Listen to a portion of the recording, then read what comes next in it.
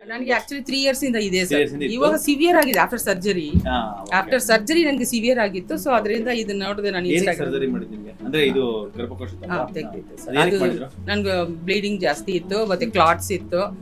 ಅದು actually 3 years suffer ಮಾಡಿದೆ. ಅದರಿಂದ ಡಾಕ್ಟರ್ ಸಜೆಸ್ಟ್ ಮಾಡಿದ್ರು ತೆಗ್ದು ಬಿಡಿ ಅಂತ.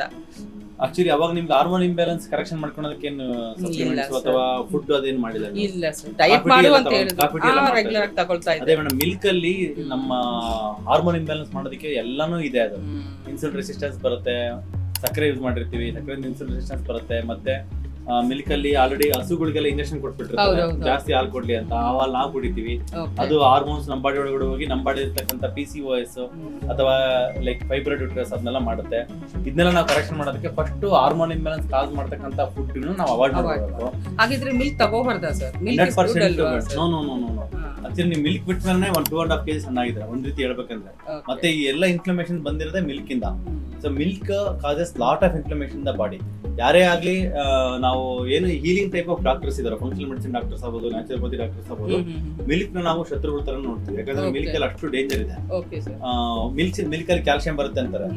10 ಲೀಟರ್ ಕುಡಿದ್ರೆ ಬರ್ತಕ್ಕಂಥ ಮಿಲ್ಕ್ ಕುಡಿದ್ರೆ ಬರ್ತಕ್ಕಂಥ ಕ್ಯಾಲ್ಸಿಯಂ ಜಸ್ಟ್ ಒಂದು 100 ಗ್ರಾಮ್ಸ್ ಆಫ್ ಎಳ್ ತಿಂದ್ರೆ ಬರುತ್ತೆ. ಒಂದ್ ಅರ್ಧ ಚಮಚ, ಒಂದ್ ಚಮಚ ಡೈರಿ ಎಳ್ ತಿಂದ್ರೆ ನಮ್ಗೆ ಕರಿ ಎಳ್ಳು, ಅದ್ರಲ್ಲಿ ನಮ್ಗೆ ಕ್ಯಾಲ್ಸಿಯಂ ಬರುತ್ತೆ. ಅದು ಬಿಟ್ಟು ಮಿಲ್ಕ್ ಕುಡಿದು ಮಿಲ್ಕ್ ಇಂದ ಇನ್ಸುಲಿನ್ ರೆಸಿಸ್ಟೆನ್ಸ್ ಜಾಸ್ತಿ ಆಗಿ ನಮ್ಮ ಬಾಡಿನಲ್ಲಿ ನೋಡಿ ಫ್ಯಾಟಿ ಲಿವರ್ ಇದೆ, ಹಿಸ್ಟೆಕ್ಟಮಿ ಆಯ್ತು. ಇವಾಗ ಮತ್ತೆ ಇದಕ್ಕೇನ ಸರ್ಜರಿನ ಸಜೆಸ್ಟ್ ಮಾಡ್ಬೇಕಾಗಿರ್ತಕ್ಕಂಥ ಸಿಚುವೇಶನ್ ಬಂದಿರ್ಬೋದು ನಿಮ್ಗೆ, ಮಂಡಿಗಾಗ್ಲಿ ಸೊಂಟಗಾಗ್ಲಿ ಫ್ಯೂಚರ್ ಅಲ್ಲಿ. ಇಲ್ಲ ಸರ್, ಎಲ್ಲೂ ಹೋಗಿಲ್ಲ ಸರ್. ಮೇಬಿ ಇನ್ ಫ್ಯೂಚರ್ ಅಲ್ಲಿ ಬಂದಿರುತ್ತೆ. ಸೊ ಅದನ್ನ ನೀವು ಕಂಟ್ರೋಲ್ ಮಾಡ್ಕೊಂಡು ಸಾಕು. ಶುಗರ್ ಕೂಡ 1 ವರ್ಷ ಆಗಿದೆ ಅಷ್ಟೇ ಬಂದಲ್ವಾ? ಸರ್ಜರಿ ಆದ್ಮೇಲೆ